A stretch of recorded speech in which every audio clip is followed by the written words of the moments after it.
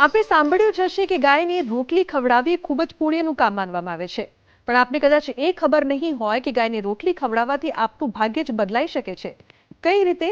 જાણો આ મહત્વની વાત કે ગાયની રોટલી ખવડાવવાથી આપને કયા કયા લાભ થઈ શકે છે, જે બાદ આપ પણ ગાયની રોટલી ખવડાવવાનું શરૂ કરી દેશો। એવી ધાર્મિક માન્યતા છે કે ગાયને ખવડાવવામાં આવેલી કોઈ પણ વસ્તુ સીધી દેવી દેવતાઓ સુધી પહોંચે છે, તેથી પ્રથમ રોટલી ગાય માટે કાઢવામાં આવે છે। માનવામાં આવે છે કે ગાયને નિયમિત રીતે જો રોટલી ખવડાવવામાં આવે તો જીવનમાંથી તમામ અવરોધો અને પરેશાનીઓ દૂર થઈ જાય છે।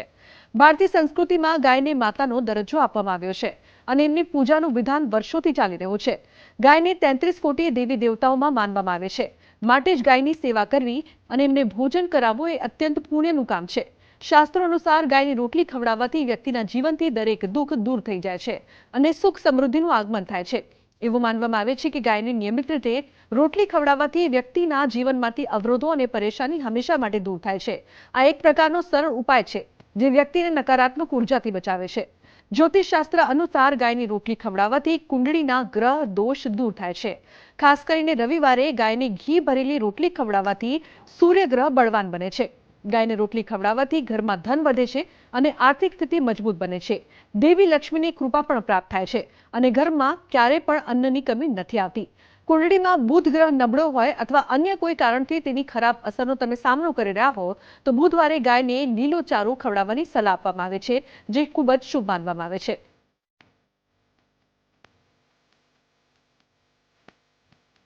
ગાવો વિશ્વસ્ય માતરઃ। ગાય આખા વિશ્વની માતા છે। 3 પ્રકારના પાપ છે: કાયિક, વાચિક અને માનસિક। આ પાપોમાંથી જો આપણને મુક્તિ અપાવે એ છે ગૌ માતા। એટલે હું અને તમે નિત્ય સૌથી પહેલા રોટલી આપણે ગાય માતાને અર્પણ કરીએ છીએ અને ગૌ માતા એ રોટલી ખાઈ અને આપણને આશીર્વાદ આપે છે, જેના થકી મારું અને તમારું શ્રેષ્ઠ ફળ પ્રાપ્ત થાય છે। ગૌ માતાને ગોળ મિક્સ કરી અને રોટલી આપી શકાય। આગળ વાત કરવામાં આવે તો ગાયને ઘાસચારો પણ અર્પણ કરી શકાય।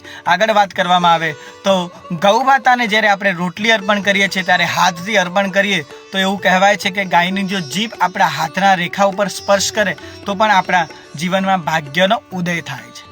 આગળ વાત કરવામાં આવે તો કોઈ પણ યજ્ઞ કાર્ય હોય, કોઈ પણ કાર્ય હોય તો સૌથી પહેલાં પ્રાયશ્ચિત પૂજા હોય અને પ્રાયશ્ચિતમાં ગૌ માતાનું ભક્તિનો મહિમા, ગૌ માતાને દાનનો મહિમા આપણને વિશેષ કરીને સનાતન સંસ્કૃતિમાં વર્ણન કરેલો છે। તો આજના મારા આ અહેવાલમાં બસ આટલું। ફરી મળીશું એક નવી અને મહત્વપૂર્ણ જાણકારીની સાથે, પરંતુ આ વિડીયોને આપ ખાસ લાઈક કરજો અને વધુમાં વધુ શેર કરજો। નમસ્કાર।